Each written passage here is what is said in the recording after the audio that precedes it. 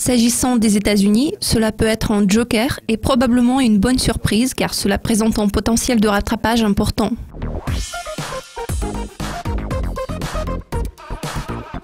Philippe, vu que le début de l'année s'est révélé plutôt inquiétant, les investisseurs devraient-ils adopter une nouvelle approche vis-à-vis des actifs risqués? Définitivement, oui.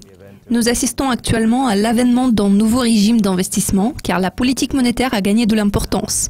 Cela explique la nécessité d'adopter une approche différente car le modèle de fixation du prix des actifs n'est plus valable. Ce régime mérite l'élaboration de nouvelles politiques.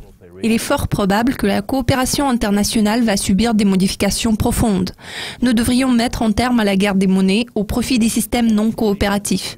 Il est indispensable de réviser les règlements concernés le plus rapidement possible. Il s'agit notamment des réglementations bancaires et de la loi Dodd-Frank afin d'améliorer la liquidité des marchés. En ce qui concerne l'Europe, elle devrait évoluer en faveur d'une union bancaire et probablement en faveur d'une émission des obligations libellées en euros. Nous nous trouvons à la croisée des chemins. C'est une période lucrative pour les marchés. Dans ces circonstances, il serait raisonnable de considérer la possibilité d'ajouter de l'or et des obligations souveraines à long terme à votre portefeuille. Pourriez-vous nous éclairer sur les risques baissiers qui pèsent sur les marchés actuellement ? D'accord. Pour ce qui est de la croissance mondiale, il existe une certaine vitesse de décrochage. Les États-Unis semblent faire face à une décélération vu que la Fed a pris du retard. Cela augmente les risques de déflation. En règle générale, la déflation peut avoir un effet corrosif, surtout si elle est combinée avec un niveau élevé de la dette, ce qui est effectivement le cas. Elle exerce des pressions sur les bilans des entreprises, la rentabilité ainsi que les investissements. Dans cet environnement, la visibilité reste réduite.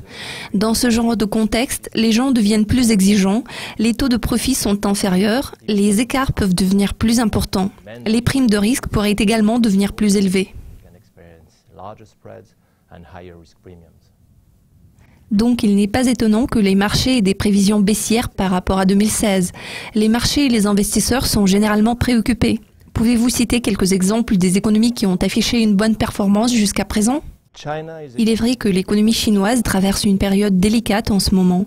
Dans ce cas concret, il s'agit d'une transition délibérée. Il semble que ce soit la bonne voie à suivre pour le pays et donc une démarche stratégique correcte. En outre, la Chine a les poches bien remplies. Voilà pourquoi nous n'avons pas peur que l'économie du pays puisse s'effondrer complètement. S'agissant des États-Unis, le ralentissement de cette économie est de nature plus cyclique.